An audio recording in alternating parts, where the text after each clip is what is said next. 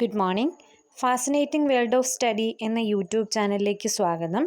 ഇന്ന് നമ്മൾ കേരള ജോഗ്രഫിയിൽ പഠിക്കാനായിട്ട് പോകുന്നത് കേരളത്തിലെ മത്സ്യബന്ധന മേഖലയെ പറ്റിയിട്ടാണ് പഠിക്കാനായിട്ട് പോകുന്നത്. ബന്ധനം എന്ന് പറയുന്ന പോർഷനാണ്. അപ്പോൾ കേരളം മത്സ്യബന്ധനത്തിന് പേരുകേട്ട ഒരു പ്രദേശമാണ് കേരളം എന്ന് പറയുന്നത്. ഇന്ത്യയെ വെച്ച് നോക്കുമ്പോൾ കേരളത്തിന് മത്സ്യബന്ധനത്തിൽ അല്ലെങ്കിൽ മത്സ്യ ഉൽപ്പാദനത്തിൽ നല്ലൊരു പങ്ക് തന്നെ വഹിക്കാനുണ്ടെന്ന് പറയാൻ പറ്റും. അപ്പോൾ അതിൽ കേരളത്തിലെ തുറമുഖങ്ങളുടെ പ്രാധാന്യം വളരെ വലുതാണ്. കേരളത്തിൽ 24 തുറമുഖങ്ങളാണ് കാണപ്പെടുന്നത്. അതിനകത്ത് കുറച്ചെണ്ണം പണി പൂർത്തിയായതും വളരെ കുറച്ചെണ്ണം പണി നടന്നുകൊണ്ടിരിക്കുന്നതുമായിട്ടുള്ള തുറമുഖവുമാണ്.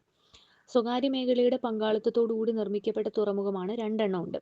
അത് മലപ്പുറം ജില്ലയിലെ പൊന്നാനി തുറമുഖവും തിരുവനന്തപുരം ജില്ലയിലെ വിഴിഞ്ഞം തുറമുഖവും സ്വകാര്യ മേഖലയുടെ പങ്കാളിത്തത്തോടു കൂടി നിർമ്മിക്കപ്പെട്ട തുറമുഖമാണെന്ന് പറയാൻ പറ്റും. ഇത് കൂടാതെ തിരുവനന്തപുരം ജില്ലയിലെ വിഴിഞ്ഞം, അതുപോലെ തന്നെ തിരുവനന്തപുരം ജില്ലയിലെ പാപനാശം, അതൊരു തുറമുഖമാണ്. തിരുവനന്തപുരം ജില്ലയിലെ ശംഖുമുഖം, ഇതൊക്കെ തിരുവനന്തപുരം ജില്ലയിലെ പ്രധാനപ്പെട്ട തുറമുഖങ്ങളാണ്. ഈ കൊല്ലത്തിലോട്ട് വന്നു കഴിഞ്ഞാൽ കൊല്ലം ജില്ലയിൽ നീണ്ടകര, അതുപോലെ തന്നെ കൊല്ലം ജില്ലയിൽ തങ്കശ്ശേരി തുറമുഖം, ഇതൊക്കെ പ്രധാനപ്പെട്ട കടപ്പുറങ്ങളാണ് അല്ലെങ്കിൽ പ്രധാനപ്പെട്ട തീരദേശ പ്രദേശങ്ങളാണെന്ന് പറയാൻ പറ്റും കൊല്ലം ജില്ലയിൽ. ഇനി ആലപ്പുഴ ജില്ലയിൽ പറഞ്ഞു കഴിഞ്ഞാൽ പുറക്കാട്, തുമ്പോളി കടപ്പുറങ്ങൾ ആലപ്പുഴ ജില്ലയിൽ പ്രധാനപ്പെട്ടവയാണ്. അതിനകത്ത് ഈ പുറക്കാട്, തുമ്പോളി കടപ്പുറങ്ങൾ ഏറ്റവും പ്രാധാന്യമുള്ളതായിട്ട് മാറുന്നത് ഈ പുറക്കാട്, തുമ്പോളി കടപ്പുറം എന്ന് പറയുന്നത് ചാകരയ്ക്ക് പേരുകേട്ട തുറമുഖമാണ്. അതായത് കൂടുതൽ ചാകര ലഭിക്കുന്നത് ഈ പറയുന്ന പുറക്കാട്, തുമ്പോളി കടപ്പുറങ്ങളാണെന്ന് പറയാൻ പറ്റും. അതേസമയം തകഴിയുടെ ചെമ്മീൻ എന്ന് പറയുന്ന അതിനകത്ത് പരാമർശിക്കപ്പെടുന്നത് ഈ പറയുന്ന പുറക്കാട് തുറമുഖമാണ്. തകഴിയുടെ ചെമ്മീനിൽ പരാമർശിക്കുന്ന തുറമുഖം എന്ന് പറയുന്നത്. ഇനി അതുപോലെ തന്നെ കൊളാവി ബേപ്പൂർ തുറമുഖം, ഇത് കോഴിക്കോട് ജില്ലയിലാണ്. ഈ കൊളാവി തുറമുഖത്തിൻ്റെ ഒരു പ്രത്യേകത എന്ന് പറയുന്നത് കടലാമകൾക്ക് പേരുകേട്ട ഒരു തുറമുഖമാണ് കൊളാവി തുറമുഖം എന്ന് പറയുന്നത്. അപ്പോൾ കൊളാവി ബേപ്പൂർ തുറമുഖം കോഴിക്കോട് ജില്ലയിലാണ് കാണപ്പെടുന്നത്.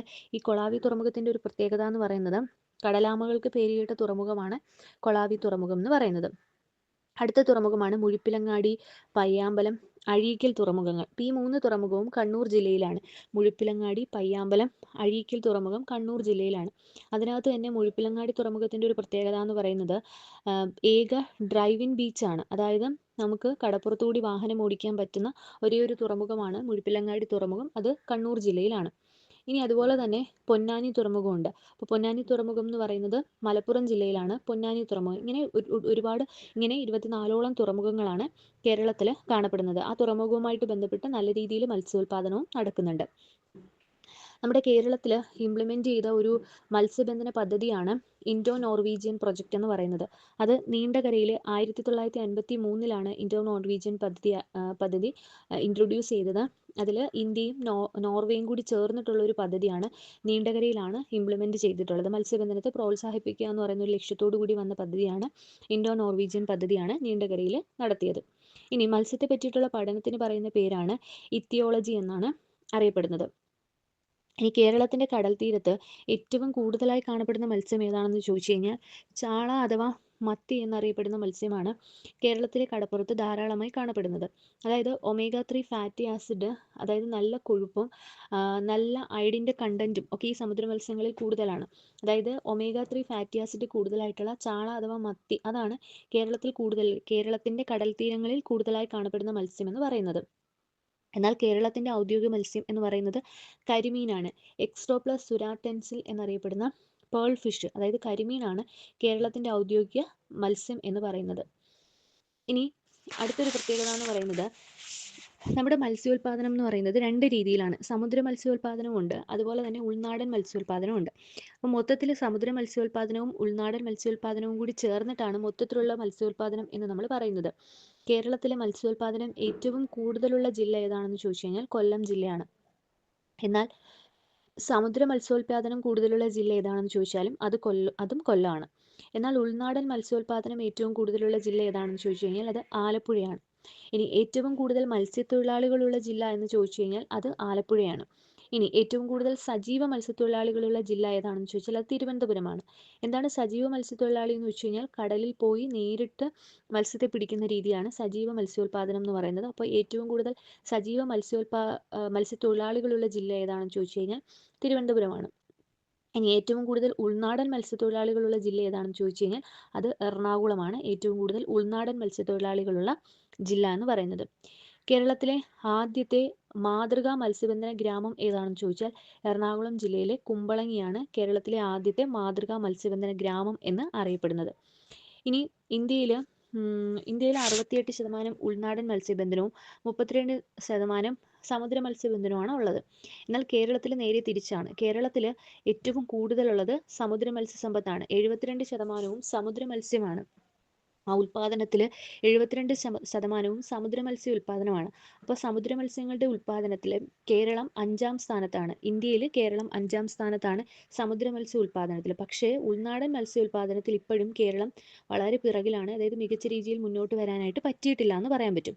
അപ്പോൾ കേരളത്തിലെ ഇത്തരത്തിലുള്ള ഉൾനാടൻ മത്സ്യ ഉൽപ്പാദനത്തെ പ്രോത്സാഹിപ്പിക്കുന്നതിന് വേണ്ടിയിട്ട് കേരള ഫിഷറീസ് വകുപ്പ് ആരംഭിച്ച ഒരു പദ്ധതിയുണ്ട്, ഒരു നെല്ലും ഒരു മീനും പദ്ധതി എന്ന് പറയുന്ന പദ്ധതി. ഇനി അതായത് ഒരു നെല്ലും ഒരു മീനും പദ്ധതി എന്ന് പറഞ്ഞാൽ പാടശേഖരങ്ങളിലൊക്കെ തന്നെ മത്സ്യകൃഷിക്ക് കൂടുതൽ ഊന്നൽ നൽകി ഉൾനാടൻ മത്സ്യബന്ധനം കൂട്ടുക, അല്ലെങ്കിൽ ഉൾനാടൻ മത്സ്യോൽപാദനം കൂട്ടുക എന്നുള്ള ലക്ഷ്യത്തോടു കൂടിയാണ് കേരള ഫിഷറീസ് വകുപ്പ് ഈ പറയുന്ന ഒരു നെല്ലും ഒരു മീനും പദ്ധതി ഇൻട്രൊഡ്യൂസ് ചെയ്തത്. ഇനി അതുപോലെ തന്നെ ജൈവകൃഷി ജനകീയമാക്കുന്ന മാതൃകയിൽ മത്സ്യകൃഷിയും ജനകീയമാക്കുന്നതിന് വേണ്ടി കുഞ്ഞു കുഞ്ഞു ജലാശയങ്ങളിലും വീടുകളിലുമൊക്കെ മത്സ്യം വളർത്തുന്ന ഒരു രീതിയുണ്ട്. ആ മത്സ്യം വളർത്തുന്ന രീതിക്ക് പറയുന്ന പേരാണ് മുറ്റത്തൊരു മീൻ തോട്ട പദ്ധതി എന്ന് പറയുന്നത്. അപ്പോൾ ജൈവകൃഷി ജനകീയമാക്കിയ മാതൃകയിൽ മത്സ്യകൃഷിയും ജനകീയമാക്കുന്നതിന് ചെറിയ ചെറിയ ജലാശയങ്ങളിൽ മത്സ്യം വളർത്തുന്ന രീതിയാണ് മുറ്റത്തൊരു മീൻതോട്ട പദ്ധതി. ഇതെല്ലാം ഉൾനാടൻ മത്സ്യബന്ധനത്തെ പ്രോത്സാഹിപ്പിക്കുന്നതിന് വേണ്ടിയിട്ട്, അല്ലെങ്കിൽ ഉൾനാടൻ മത്സ്യസമ്പത്തിനെ പ്രോത്സാഹിപ്പിക്കുന്നതിന് വേണ്ടിയിട്ടാണ് ഈ പറയുന്ന പദ്ധതികളെല്ലാം ആവിഷ്കരിച്ചിരിക്കുന്നത്. പിന്നെ ഈ പറയുന്ന മത്സ്യം കൃഷി ചെയ്യുന്ന സമയത്ത് നമ്മൾ കട്ല, മൃഗാൾ, റോഹു, തിലാപ്പിയ പോലുള്ള മത്സ്യങ്ങളെ നമ്മൾ ഈ ഉൾനാടൻ മത്സ്യങ്ങളായിട്ട് അല്ലെങ്കിൽ അക്വാട്ടിക് മത്സ്യങ്ങളായിട്ട് നമ്മൾ എന്ത് ചെയ്യാറുണ്ട്, വളർത്താറുണ്ട്. അതിൽ തിലോപ്പിയ എന്ന് പറയുന്ന മത്സ്യം എന്ന് പറയുന്നത് വിദേശ മത്സ്യമാണ്. അതിനെയൊക്കെ നമ്മൾ കൃഷി ചെയ്യുന്ന മത്സ്യങ്ങളുടെ കൂട്ടത്തിൽ പെടുത്തുന്ന മത്സ്യങ്ങളാണെന്ന് പറയാം. കേരളത്തിൽ നിന്ന് ഏറ്റവും കൂടുതൽ കയറ്റുമതി ചെയ്യുന്ന മത്സ്യം ഏതാണെന്ന് ചോദിച്ചാൽ ചെമ്മീനാണ്. കേരളത്തിൽ ഏറ്റവും കൂടുതൽ വിദേശ നാണ്യം നേരിട്ടുതരുന്ന ഉൽപ്പന്നം എന്ന് പറയുന്നത്, അല്ലെങ്കിൽ കൃഷിയിനം എന്ന് പറയുന്നത് നാരൻകാര പോലുള്ളവയാണ് എന്ന് പറയാം. ഏറ്റവും കൂടുതൽ വിദേശ നാണ്യം നേടിത്തരുന്ന ഉൽപ്പന്നം കൂടിയാണ് മത്സ്യം എന്ന് പറയുന്നത്. കൃഷിയിനം വരുമ്പോൾ നാരൻ, കാര പോലുള്ളവയാണ് കൃഷിയിനം. കേരളത്തിൽ ഏറ്റവും കൂടുതൽ കയറ്റുമതി ചെയ്യുന്ന ചെമ്മീനാണ്. ഏറ്റവും കൂടുതൽ വിദേശ നാണ്യം നേടിത്തരുന്ന ഒരു ഉൽപ്പന്നം കൂടിയാണ് മത്സ്യം എന്ന് പറയുന്നത്. ഇത് നമ്മൾ വളർത്തുന്ന മത്സ്യങ്ങളാണ്. ഇനി ഇതല്ലാതെ അലങ്കാര മത്സ്യങ്ങളുണ്ട്. ഇപ്പം ഗപ്പി, ഗൗരാമി, ടൈഗർ ഫിഷ്, നിയോട്രെട്ര, ഫൈറ്റർ, അതൊക്കെ അലങ്കാര മത്സ്യങ്ങളാണ്. ഇപ്പോൾ black molly, red molly, gold fish, ഇതൊക്കെ പറയുന്നത് സിൽവർ ഫിഷ്, ഇതൊക്കെ നമ്മൾ അലങ്കാര മത്സ്യമായിട്ട് വളർത്തുന്നതാണ്. സിൽവർ ഫിഷ് അല്ല, ഗോൾഡ് ഫിഷ്, ഇതൊക്കെ അലങ്കാര മത്സ്യമായിട്ട് വളർത്തുന്ന മത്സ്യങ്ങളാണ്. അതിൽ തന്നെ കൊതുകിനെ തിന്ന് നശിപ്പിക്കാൻ പറ്റുന്നതാണ് ഗപ്പി മത്സ്യം. അത് നമ്മൾ അലങ്കാര മത്സ്യമായിട്ട് വളർത്തുന്ന ഒരു മത്സ്യമാണ്. ഇനി കുറച്ച് ഇൻസ്റ്റിറ്റ്യൂട്ടുകൾ നോക്കാം. Central marine fisheries research institute എന്ന് പറയുന്നത് എറണാകുളം ജില്ലയിലെ കൊച്ചിയിലാണ്. Kerala university of fisheries and ocean studies ഉള്ളത് പനങ്ങാട്, കൊച്ചിയിലാണ്. മത്സ്യഫെഡ് ട്രിവാൻഡ്രത്ത് കമലേശ്വരത്ത് കാണപ്പെടുന്ന മത്സ്യഫെഡ് എന്തിനാണെന്ന് ചോദിച്ചു കഴിഞ്ഞാൽ മത്സ്യബന്ധന മേഖലയിലെ ഒരു സഹകരണ സംരംഭമാണ്. ആ സഹകരണ സംഘത്തെ എല്ലാം കൂടി യോജിച്ചുള്ള ഒരു അപ്പെക്സ് ബോഡിയാണ്. 1984 രൂപം കൊണ്ടതാണ് മത്സ്യഫെഡ് എന്ന് പറയുന്നത്. മത്സ്യഫെഡിൻ്റെ ഉൽപ്പന്നങ്ങൾ അറിയപ്പെടുന്ന പേരാണ് ന്യൂട്രി മീൽ എന്നാണ് മത്സ്യഫെഡിൻ്റെ ഉൽപ്പന്നങ്ങൾ അറിയപ്പെടുന്ന പേര്. മത്സ്യങ്ങളുടെ പ്രജനനകാലം എന്ന് പറയുന്നത് ജൂൺ ജൂലൈ മാസമാണ് മത്സ്യങ്ങളുടെ പ്രജനനകാലം എന്നറിയപ്പെടുന്നത്.